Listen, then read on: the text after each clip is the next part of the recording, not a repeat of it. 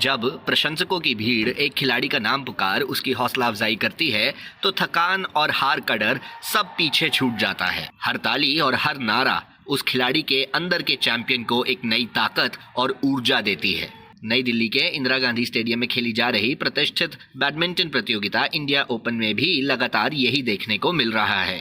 इस टूर्नामेंट के इतिहास में भारत का अब तक का सबसे बड़ा खिलाड़ी दल दुनिया भर के बेहतरीन बैडमिंटन खिलाड़ियों से लोहा ले रहा है। पिछले 2 दिन में कई दिलचस्प मुकाबले देखने को मिले हैं, लेकिन अब तक की हाईलाइट रही है कल शाम हुआ महिलाओं के सिंगल्स में राउंड ऑफ 32 का वो मैच जिसमें सबकी चहेती पीवी सिंधु ने एक रोमांचक जीत दर्ज की। सिंधु ने चाइनीज ताइपे की सुंग शू युन को 21-14, 22-20 से हराकर 2025 का आगाज जीत के साथ किया है। Of course, the first win, new year, and I think it is important for me to get this win, and I'm very happy that I was on the winning side. I'm also home ground, so it was very, very important for me.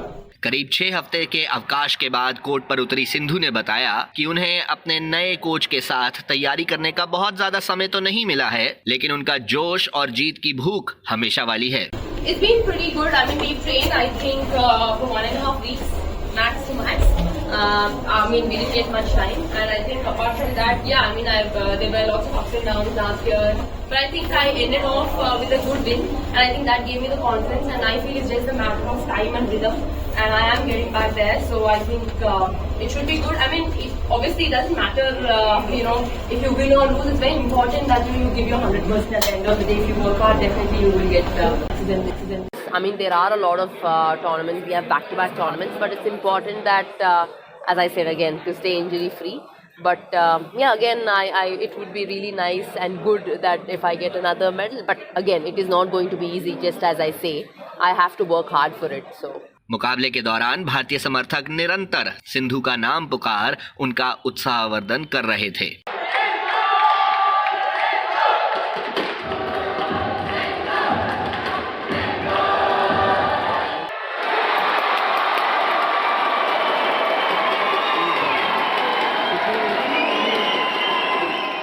Sindhu ने बताया कि इससे उन्हें काफी हौसला मिला और वो चाहेंगी कि लगातार फैंस स्टेडियम में पहुंचकर उनका इसी प्रकार समर्थन करें। The crowd was amazing. They were shouting each and every point. Even though I was failing, they were like, "Never mind, never give up." I think very, very thankful to them, and I think overall it was a good start for me. Starting point they were supporting. I think it kind of gave me that boost and confidence. So I hope it continues. Stadium में पहुंचे कुछ fans से भी हमने गुफ्तगू की। हर्षदीप सिंह, 18 साल उम्र है मेरी। आप यहाँ आए हैं इंडिया ओपन देखने, तो कैसा अनुभव रहा आपका? मेरा एक्सपीरियंस बहुत अच्छा था, मुझे बहुत मज़ा आया।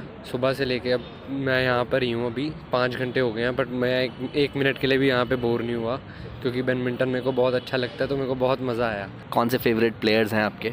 लक्ष्य सेन इंडिया का, और विक्टर एक्सेल्सन डेनमार्क का, और पीवी सिंधु इंडिया की। जब आप स्टैंड्स में थे, आज पीवी सिंधु भी एक्शन में थी, उस दौरान आपको कैसा महसूस हुआ जब क्राउड सिंधु सिंधु चिल्ला रहा था? आपको कैसी एनर्जी महसूस हुई उस समय? बहुत पॉजिटिव एनर्जी थी, लग रहा था कि जीतेंगे जीतेंगे, और ऐसा ही हुआ। फिर बाद में हमारी उनके साथ फ़ोटो भी हुई है। हमने बहुत कोशिश करी थी कि फ़ोटो हो जाए, तो काफ़ी अच्छा था एक्सपीरियंस। जी, नाम बताइए। My name is Pradeep Kumar and I am 23 years old. तो बैडमिंटन को आप कब से फॉलो कर रहे हैं और क्यों पसंद है आपको बैडमिंटन, थोड़ा सा बताएंगे? एक्चुअली मैं बैडमिंटन चाइल्डहुड से खेल रहा हूँ, और मैं अपने भाई को देख के मैंने बैडमिंटन स्टार्ट किया था, और अभी मतलब मैं प्लेयर भी हूँ, अच्छे लेवल पे मैं खेल रहा हूँ, और मैं साथ में कोचिंग भी करवा रहा हूँ लुधियाना में। मेरी गेम भी चल रही है और कोचिंग भी चल रही है। तो बतौर यंगस्टर आप लुधियाना से स्पेशली इंडिया के बैडमिंटन स्टार्स को देखने आए हैं, कैसा एक्सपीरियंस था और कैसा लगा उनको लाइव देखना? टू बी ऑनेस्टली हम यहाँ पे आने से पहले ही बहुत हम एक्साइटेड थे, क्योंकि हमें लाइव मैचेस देखना और अपने स्टूडेंट्स को साथ में लेके आना, उनको रियल एक्सपीरियंस दिलवाना मेरे लिए बहुत अच्छा एक्सपीरियंस रहा। और मुझे ये था भी उनको भी कुछ लर्निंग होनी चाहिए, और मेरे खुद के लिए भी बहुत अच्छी लर्निंग थी। यहाँ पे मैंने लाइव मैचेस देखे, अच्छे मैचेस देखे, इट वाज गुड। और आज का फेवरेट मोमेंट कौन सा था आपका? फेवरेट मोमेंट पीवी सिंधु का रहा, जब वो आए, उनका एक्चुअली उनका एक ऑरा बन चुका है जो कि मुझे बहुत अच्छा लगा, जो मैंने उनके बारे में सुना था और वो सेम चीज़ मुझे फील हुई यहाँ पे आए और उनका मैच देखा, उनकी स्मैशेस, उनके रिफ्लेक्सेस, उनकी स्टेपिंग, मतलब ऑलमोस्ट ओवरऑल सब कुछ उनका मतलब बहुत अच्छा लगा, बहुत पॉजिटिव एनर्जी थी। इसके अलावा कल शाम स्वर्णिम जोड़ी कहलाए जाने वाले चिराग शेट्टी और सात्विक साईराज रांकी रेड्डी ने भी अपना पहला मुकाबला जीत दूसरे राउंड में प्रवेश पा लिया है। आज 15 जनवरी यानी टूर्नामेंट का दूसरा दिन भारतीय बैडमिंटन की युवा पीढ़ी के नाम रहा। महिलाओं के एकल वर्ग में अनुपमा उपाध्याय ने अपना पहला मैच जीता, तो वहीं महिलाओं के डबल्स वर्ग में पांडा बहनें यानी श्वेतपर्णा और ऋतुपर्णा ने पहले सेट में एक तरफा हार मिलने के बाद एक बेहतरीन वापसी करते हुए अगले 2 सेट जीत थाईलैंड से आने वाले प्रतिद्वंद्वियों को मात दी। आप हैं श्वेतपर्णा पांडा।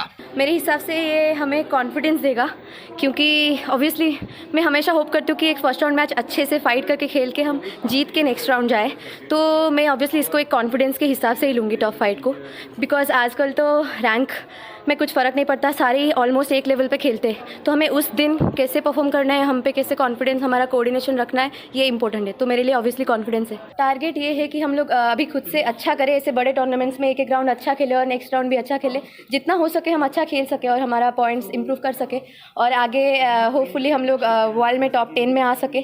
तो मेरा टारगेट यही है और ओलंपिक खेलना है टारगेट। लास्ट ईयर का जो सेकेंड हाफ रहा था वो थोड़ा सा टफ रहा था आप लोगों के लिए, तो इस सीज़न के लिए क्या ओवरऑल प्लानिंग है?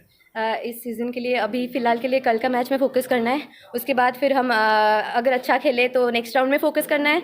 अगर हम लोग अच्छा नहीं खेल पाए तो जो जो पॉइंट्स हम खेले उसमें से जो लर्निंग्स हुआ उस पर काम करके फिर हम नेक्स्ट टूर्नामेंट के लिए प्रिपेयर करेंगे। और स्कूल किड्स बहुत सारे थे आज क्राउड में, लगातार आपके एक एक पॉइंट को चीयर कर रहे थे, तो उससे कॉन्फिडेंस मिलता? डेफिनेटली मेरे लिए एक्चुअली बचपन से मैं जब खेली आई हूँ अंडर 13 से, मुझे अगर कोई लोकल लोग या बच्चे सपोर्ट करते तो मुझे ऑब्वियसली बहुत ज़्यादा कॉन्फिडेंस बूस्ट होता है, और ख़ासकर आजकल यंगस्टर्स लोग बैडमिंटन में बहुत इंटरेस्टेड है, तो मैं सबको थैंक यू बोलना चाहूँगी हम दोनों को आके सपोर्ट करने के लिए। इस जीत के बाद अब दूसरे राउंड में पांडा बहनों का मुकाबला विश्व रैंकिंग में नंबर 1 दक्षिण कोरिया की बेक और ली की जोड़ी के साथ होगा। हमें पूरी आशा है कि समर्थक लगातार इस प्रकार उन्हें साहस देंगे। हालांकि बेक और ली का कहना है कि उन्हें इस बात से कोई फर्क नहीं पड़ता। 일단 이렇게 많은 인도 분들의 응원을 이제 저희가 이제 저희 말고 여기 판다 선수분들이 받으실 텐데 그걸 이제 저희한테 응원을 해준다고 생각하고 너무 깊게 생각 안 하고 저희 할 것만 잘 하면 괜찮을 것 같습니다. तो ये बोल रहे हैं कि जो इंडियन ऑडियंस है वो इंडियन प्लेयर्स जो है उनको मोटिवेट करेगी, so they will not think about that कि किसको मोटिवेट कर रहे हैं या नहीं कर रहे हैं, वो बस अपना देखेंगे कि क्या करना है क्या नहीं करना है।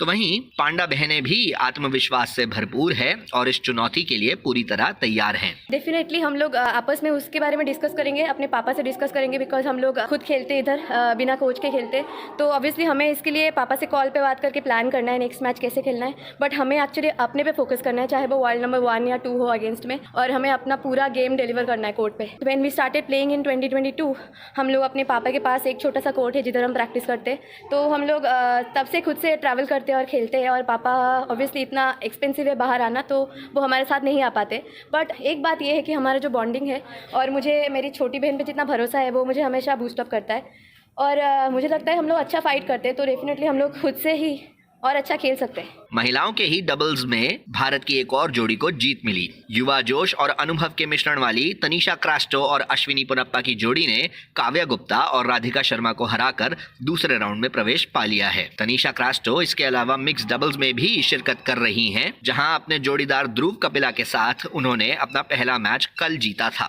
अश्विनी कहती है कि उस जीत का लाभ कहीं ना कहीं आज के मैच में भी मिला। fact that Tanisha already had a match under her belt because she played mixed yesterday definitely makes a difference, because she's got the feel of the court, she has an understanding, and they had a tough first round match. So in terms of like getting used to the conditions, she had a good start yesterday, which definitely helps women's doubles.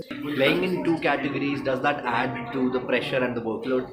Not really. I think I've been playing 2 events since the juniors, and in fact I like playing 2 events. It gives me more time to get adjusted to the court and have a better feeling of the court.